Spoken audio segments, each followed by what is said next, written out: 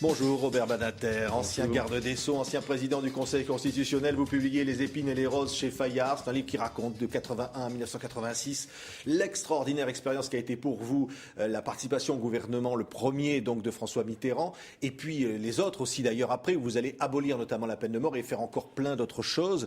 Vous l'avez intitulé Des épines et des roses. Pourquoi d'abord les épines en premier? Vous avez souffert? Parce qu'il y avait beaucoup plus d'épines que de roses. Les roses sont venues sur le tard, elles ont mis longtemps à fleurir.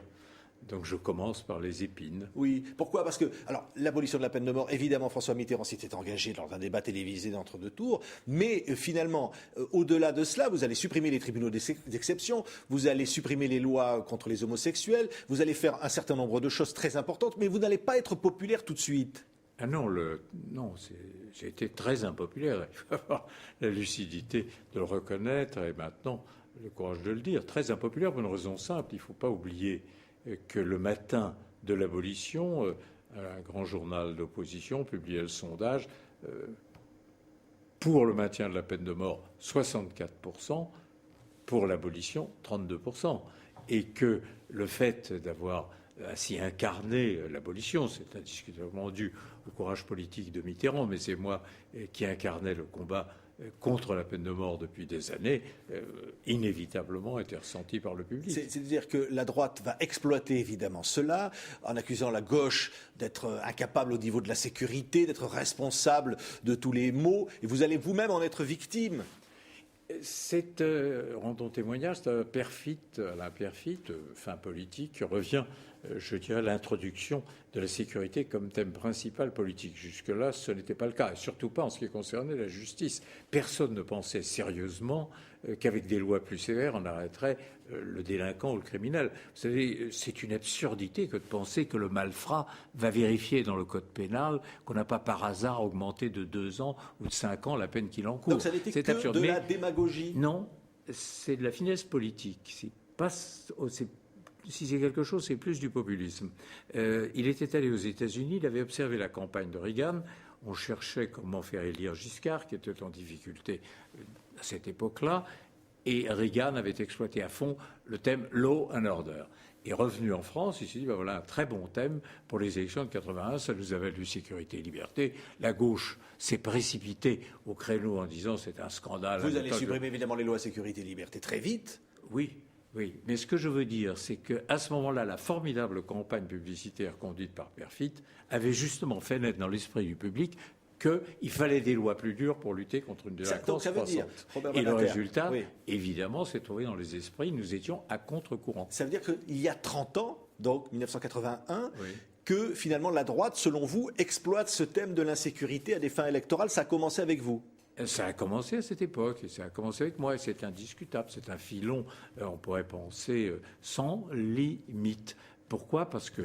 Tout simplement parce que l'homme est un animal qui a peur, il est angoissé, l'être humain par excellence, pour une raison simple, il sait qu'il va mourir. Donc il a peur. Et si vous exploitez cette peur réelle, à partir de là, vous annoncez « je vais vous défendre et le méchant sera puni », c'est une attitude politique qui est entièrement payante. Mais pourtant, alors vous faites des lois, elles ne servent à rien d'ailleurs, on les change constamment, ce qui prouve bien qu'elles ne servent à rien, un arsenal législatif inouï, mais au moment de l'effet d'annonce, ça vous vaut du crédit. Oui, mais pourtant, les Français finalement vont devenir d'accord avec l'abolition de la peine de mort. Vous allez vous permettre aux Français de saisir les tribunaux européens. Vous allez ouvrir un certain nombre de choses qui finalement font consensus à la fin. Oui, à la fin, c'est les roses. Oui. Il aura fallu 3 ans. Il aura fallu, je dirais, l'excès qui a emporté à ce moment-là la droite, au moment d'un crime qui d'ailleurs était atroce, qui était celui de la tuerie d'Avignon, un récidiviste qui avait, à la faveur de sa première permission de sortie, il était, au lieu d'aller voir sa mère, avec des complices, il s'était rendu dans un hôtel d'Avignon et ça avait fini par plusieurs meurtres. Ça avait été exploité au-delà du concevable. C'était une permission de sortie accordée par un juge. Jamais la chancellerie ne s'en occupait. Mais ça a été fou et l'excès a été tel qu'il y a eu un sursaut. Et je rends témoignage et de mon maire, il a été le premier à dire, mais Robert Badinter, lui, il fait ce que nous voulions. Lui, c'est vraiment, il a eu cette formule, je lui ai toujours été reconnaissant, peut-être excessive, c'est l'honneur de la gauche. Oui, la conscience de la gauche, Non, vous êtes aussi vous. Oui, mais Robert Badinter, quand vous voyez aujourd'hui Nicolas Sarkozy, selon vous, exploite, comme le faisait déjà la droite à l'époque, les faits divers. On a eu l'affaire Laetitia il n'y a pas longtemps, la volonté de rendre les tribunaux populaires, de finalement critiquer les magistrats. C'est pas ainsi ni qu'on fait de bonne loi, ni qu'on rend bonne justice. Recevoir immédiatement famille des victimes, qui appellent inévitablement et nécessairement la compassion. Moi, j'en ai torsu dans ma vie d'avocat. Annoncer qu'on ne permettra plus que ça se renouvelle, c'est mal connaître, hélas, la nature humaine. Et faire voter une loi de circonstance qui ne répond pas à un besoin réel, c'est en effet de la démagogie judiciaire. Alors, vous le faites une fois, 2 fois, 3 fois, 5 fois. Nous avons eu, rendez-vous compte, 4 lois sur la récidive en 5 ans, ce qui prouve d'ailleurs qu'on ne sait plus faire de loi. Le résultat, au bout d'un certain temps, c'est que le public se dit, mais les textes, toujours des textes, des annonces, toujours des annonces, des lois, toujours des lois, mais les résultats, évidemment, oui. Les résultats, aujourd'hui, nous avons une violence physique, gratuite, comme jamais dans la société. C'est lié à des causes sociales, je n'impute pas à la politique de Nicolas Sarkozy. Je dis simplement, cette politique ne pouvait que décevoir. Vient à ce moment-là quelqu'un de plus sécuritaire et d'encore plus démagogique, Marine Le Pen. Et il rafle la mise. Le Front National. Exactement, il rafle la mise, ce à quoi nous assistons. Donc vous dites clairement que c'est Nicolas Sarkozy qui est responsable du Front National aujourd'hui ? Non, ce serait à la fois simpliste et inexact. Je dis simplement que vous ne pouvez pas exploiter, comme ça a été fait, les thèmes insécurité, je vais vous protéger, ça ne réussit pas. Lutte contre l'immigration clandestine, je vais arrêter cela. Cela se poursuit sans que, inévitablement, la surenchère se fasse.